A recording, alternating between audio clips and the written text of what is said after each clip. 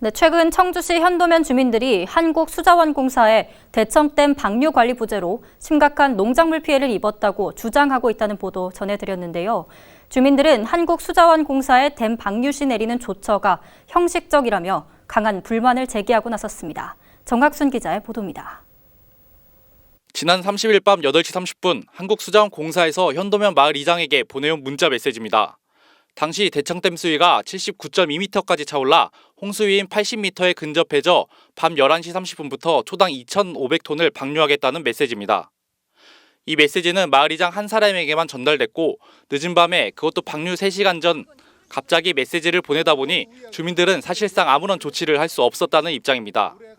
차를 갖고 왔는데 내가 거기 있는데 나는 몰랐는데 두 놈이 오더니 메가폰 쬐까는 이 안에 그 선별기라든지 펌프라든지 그런 부분이 또 고압 분무기 약하는 거 그런 부분 여러 가지 해갖고 그 금액도 아마 돈 1,000만 이상일 거예요. 그게 그 자재만 해도 그걸 하나도 건지들 못했습니다. 상황이 이렇다 보니 주민들은 한국수자원공사의 대응 체계도 문제가 있다고 주장하고 있습니다. 실제로 한국수자원공사는 방류 변경 시마다 계획 변경 알림 메시지를 보내고 있으며 지자체와 경찰서, 군부대 등 경보 방송을 보내고 있습니다. 하지만 주민들은 마을이장 한 사람에게만 보내는 데 그치는 데다 경보 방송 또한 방류 3시간 전에 통보하기 때문에 피할 시간이 없다는 겁니다.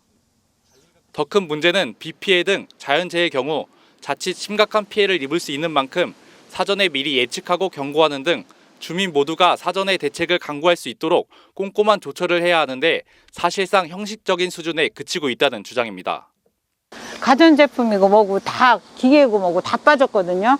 지금도 6일 때 저렇게 담겨 있는데 이 상황을 어떻게 심각하게 안 받아주는 저는 지금 분해서 못 살겠어요. 박안희 청주시의원도 한국수자원공사의 매뉴얼이 조금 더 현실적으로 바뀌어야 한다고 주장합니다. 이번 범람으로 피해를 입은 주민들의 경우 하청과 근접해 있음을 고려해 주민 전체에게 내용을 알렸어야 한다는 겁니다. 이번에는 그 마을 이장님에게만 통보가 되었고 그래서 실제 그곳에 임대하고 있는 농민분들한테는 직접적으로 연락이 안 갔던 문제예요. 그래서 현도면 인근 지역 주민들에게까지 수자원공사가 이에 대해 한국수자원공사 측은 지자체에서 받은 비상 연락망이 이장 1명만이 있다 보니 방류량이 변경될 때마다 경고 메시지를 보내고 있으며 방류 3시간 전 하류 순찰도 실시하고 있다고 밝혔습니다. 시도지사에게 다음에 각 방류량 수위 상승 정도를 통지하고 일반인에게는 방류일 시 및 주의사항을 이렇게 방송하고 사이렌만 이렇게. 주민들은 자연재해가 대부분 심각한 피해로 이어지는 만큼 지자체와 기상청과 연계해 비상 연락망 추가 확보 등 조금 더 현실적인 대책이 시급하다고 목소리를 높이고 있습니다. HCN 뉴스 정학순입니다.